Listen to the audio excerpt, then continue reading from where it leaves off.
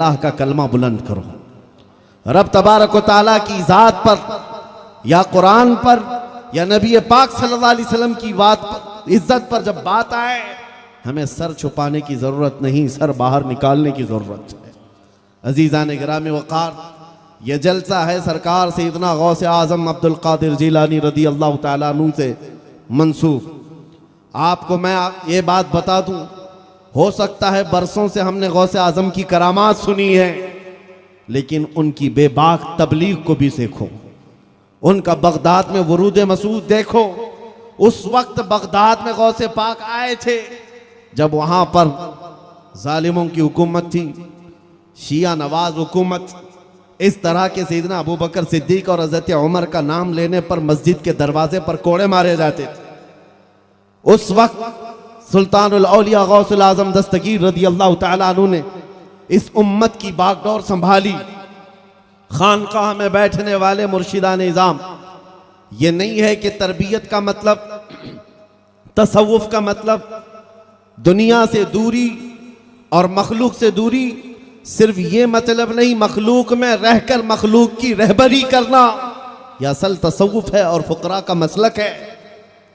फुकरा का मसलक ये, जब उम्मत मुस्तफ़ा में बिगाड़ देखो तो गोशा नशीनी नहीं, इनके दरमियान रहकर बातिल से टक्कर लेकर इनकी इस्लाह की कोशिश की जाए। गौसे आज़म सैयदना अब्दुल कादिर जिलानी रज़ियल्लाहु तआला अन्हु बगदाद मुअल्ला में जब खड़े हुए, जानते हैं कई लोग आपके हासिल थे, कितने लोगों ने दामन खींचने की कोशिशें की हैं।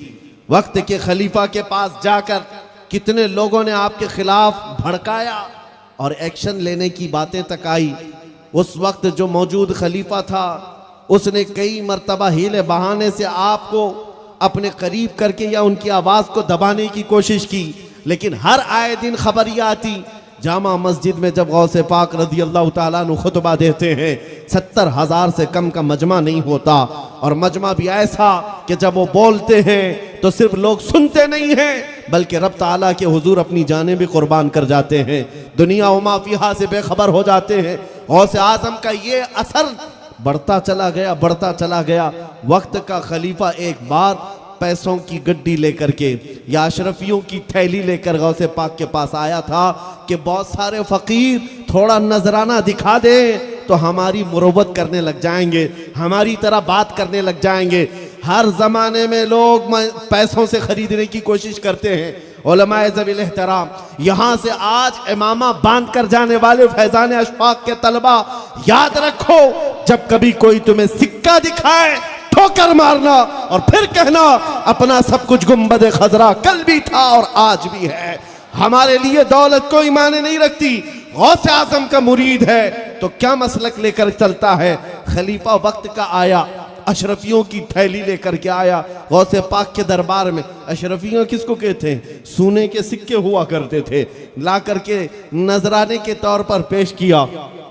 आपने फरमाया फकीर को इसकी हाजत नहीं, ले जाओ। फिर इसरार किया कि इसको कबूल कर लें। कुछ लोग नजराना इसीलिए देते हैं ताकि हमारा दबाव उन पर बना रहे, हमारा एहसान इन पर जमा रहे और ये हमारे हिसाब से बात किया करें। गौसे पाक का मसलक ही ये है। आपने फरमाया इस फकीर को इसकी हाजत नहीं, ले जाओ।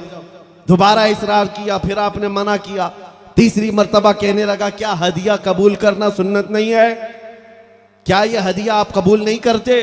गौसे पाक ने वो अशरफियों की थैली उसके हाथ से ली और उसके बाद अपने हाथों से निचोड़ना शुरू किया। जब निचोड़ने लगे तो उससे खून के कतरे टपकने लगे। खून इतना बहने लगा कि वो वक्त का खलीफा बेहोश होकर गिर पड़ा। जब इफाका हुआ तो कहा कि यहाँ से लेकर चल पड़ अपनी जगह पर, वरना इससे इतना खून निकालूंगा कि यहाँ से लेकर तेरे महल तक नालियां भर जाएंगी। इसलिए कि अब्दुल कादिर को पता है ये गरीबों का चूसा हुआ माल लेकर तू एक फकीर को नजराना देने आया है। अजीज़ान गिरामी वक़ार, ये बेनियाजी, ये गिना जो उन फकरा में थी, आज के दुर्वेशों में काश ये अगर आ जाए। ये नहीं है कि हम किसी अमीर ज़ादे का एहतराम करते हुए जगह छोड़ दें या किसी नेता के आने पर हम अपनी उम्मत भूल जाएं। ये फकरा का मसलक नहीं, गौसे आज़म का मसलक नहीं।